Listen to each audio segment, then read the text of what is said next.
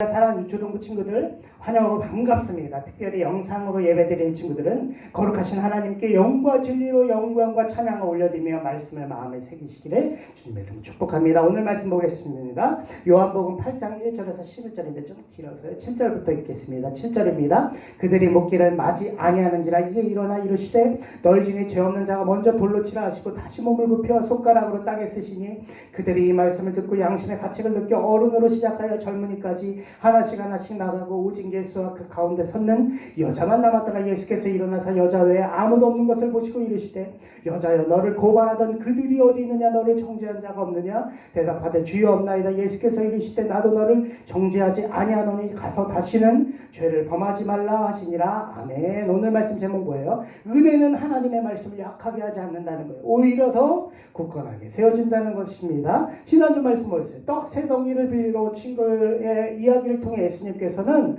기도는 뭐예요? 하나님은 선하시고 긍휼이 많으시고 자비하신 아버지시라는 이 마음을 가지고 기도하고, 또 두 번째, 하나님은 나의 아버지 되시고 나는 하나님의 자녀이기 때문에 영적인 매우 특별한 관계이기 때문에 우리의 기도에 반드시 응답해 주신다. 그리고 한 가지 더 구하라. 성령 하나님을 구하라.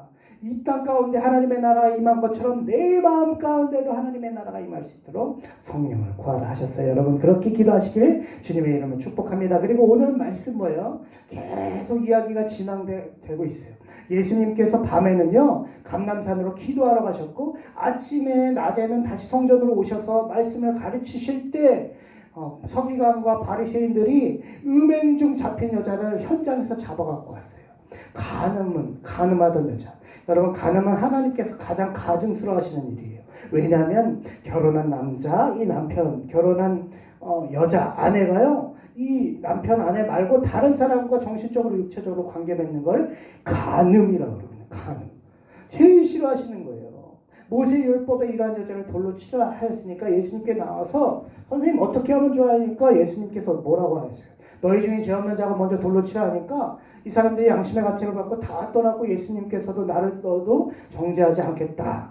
가서 다시는 죄를 범하지 말라. 돌에 맞아줄 여인을 구해줬다. 해피엔딩. 너무 좋은 이야기, 감동의 이야기. 여러분 맞죠? 맞아요. 그런데 잘 살펴보면 더 깊은 이야기가 있어요. 그걸 목사님과 함께 다시 한번 살펴보도록 하겠습니다. 천천히. 가늠하다 붙잡혀온 여인에 관한 말씀을 담긴 참된 의미는 첫 번째 읽어봅니다. 사람에게 있어 중요한 것은 죄인임을 깨닫는 것만큼 은혜를 구하는 자가 되어야 된다는 거예요. 다시 한번 살펴보면 바리새인과 서기관들이 현장에서 심각한 현장에서 간음을 범하고 있는 여인 잡았어요. 이 사람들은 이스라엘의 선생님들이기 때문에 율법에 간음하던 사람 잡으면 돌로 쳐 죽여야 된다는 걸 알고도 데려온 거예요. 왜냐하면 예수님이 너무 미웠거든요. 자기들만 보면 하나님 모른대요. 말씀을 잘 모른대요. 위선자래요. 그러니까 너무 싫고 미우니까 예수님 평소에 사랑과 은혜가 많으니까 이 여인 살려줄 줄 알고 어떻게 해야 됩니까? 본 거야. 그러니까 예수님이 어떻게 해요? 땅바닥에 딱 사람들 화이나 있을 때 돌 집었을 때 땅바닥에 뭘 막 쓰셨어요. 성경엔 나오지 않지만 하나님의 거룩한 율법, 말씀을 쓰신 것 같아요. 왜요? 말씀만이 우리 죄인의 마음과 은밀한 막 흉악한 이 죄들을 막 드러내거든요. 한 글자 한 글자 적고 나서 한 방에 말리시는, 딱 일어나서 뭐라고 하셔? 너희 중에 죄 없는 자가 먼저 돌로 치라니까 누구로부터 떠났다? 어른으로부터 떠났다. 나이 많으신 분들은 여러분 인생에서 성공한 것보다 실패를 더 많이 했어요. 연약하다고 느껴. 옛날에 자기가 옳다고 막 오늘처럼 막 돌을 집어서 막 다른 사람 정죄하려는 것도 그때 막 부끄러운 욕심에 막 죄악을 했다는 걸 알기 때문에 어른으로부터 떠나고, 그다음에 젊은이로부터 한 명씩 떠나는 거예요. 일시적으로 충동적으로 막 우르르 왔다가 막 다 떠나는 게 아니라 천천히 말씀을 생각하고 그 의미를 생각하고 떠나는 거예요. 하나님 앞에 땅바닥에 예수님께서 말씀을 적어서 그들을 말씀 앞에 세운 다음에 너희 중에 죄 없는 자가 먼저 돌로 쳐라.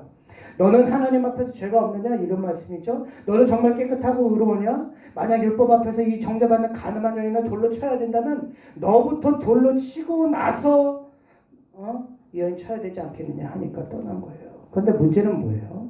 예수님이 이 사람들에게 바라셨던 것은 양심의 가책 때문에 그냥 떠나는 게 아니라 뭐예요?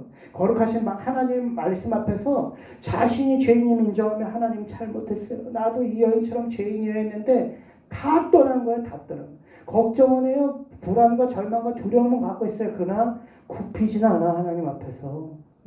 깨달음은 있지만 은혜를 아는 자, 다 더 은혜를 알고 믿음이 있는 자, 말씀을 아는 자가 되는 것 아니에요. 그래서 깨달았다고 되겠어요, 여러분.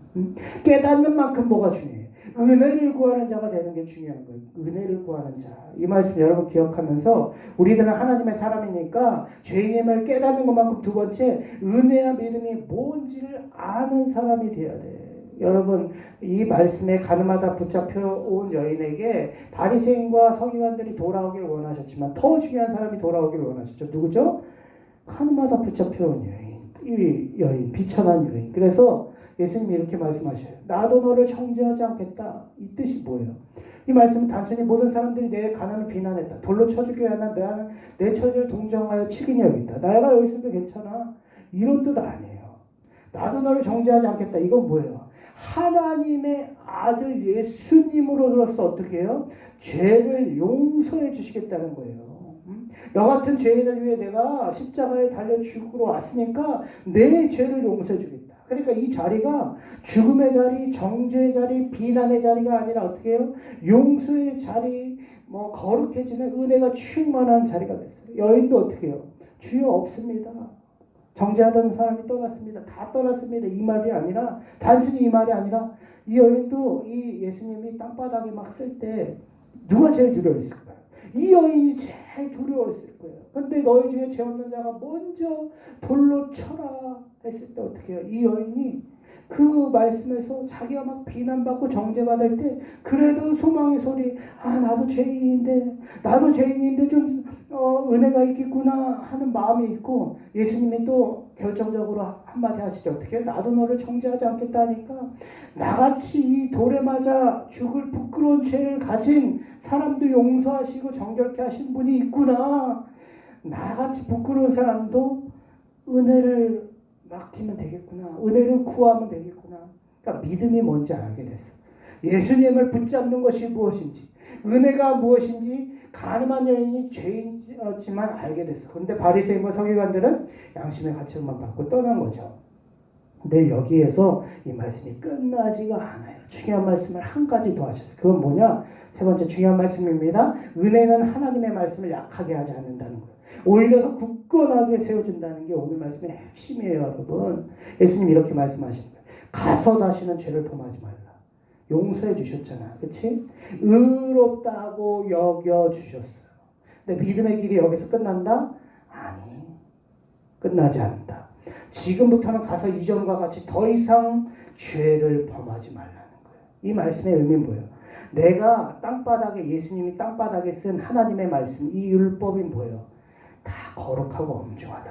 하나님의 사람은 이 말씀은 다 정당하다. 지켜야 한다는 거예요. 네가 은혜를 받았지만 그 은혜가 너의 삶의 모든 죄를 덮어주지 않을 거야. 앞으로 믿음으로 순종해야 돼 라고 하는 거예요. 여러분, 예수님은 결단코 은혜로 구원받은 하나님의 백성들 우리를 말씀을 지켜야 하는 책임을 덮어주시지 않아. 면제해 주시지 않아. 그렇게 생각하면 너무 위험한 거고, 그렇게 가르치고 배우는 사람들은 잘못된 거예요. 예수님께서 가늠한 여인 같은 우리를 용서해 주신 이유는 뭐예요? 은혜를 주신 이유는 믿음으로 말씀으로 순종할 힘을 주어서 죄와 싸워서 이기기 위함이에요. 여러분, 은혜는 절대로 하나님의 말씀을 약하게 하지 않아요. 더 굳건하게 세워준다는 것을 기억해야 돼요. 그래서 오늘도 죄인임을 깨닫는 것만큼 뭘 구해야 돼? 은혜를 구해야 돼. 그리고 은혜와 믿음이 뭔지를 알고 연약해지지 않아야 돼. 죄와 싸워 이겨야 돼, 믿음으로. 그것이 오늘 말씀의 핵심입니다. 기억하고 여러분 믿음으로 살아가시기 원합니다. 기도하겠습니다. 하나님 아버지, 하나님이 주신 은혜, 구원이 아버지 하나님 말씀을 약하게 하지 않습니다. 그렇게 배우고 그렇게 살아가는 것은 옳지 않습니다. 죄와 싸워서 이기게 하시고 은혜가 오히려 말씀을 굳건히 세운다는 것을 믿고 이 어려운 때도 말씀으로 살아갈 수 있도록 축복하여 주시옵소서. 감사드리며 예수님의 이름으로 기도합니다. 아멘. 우리 친구들 죄와 싸워 반드시 이기길 주님의 이름으로 축복합니다. 은혜를 붙잡으십시오. 우리 사랑합니다. 안녕. 다음 주에 만나요. 안녕.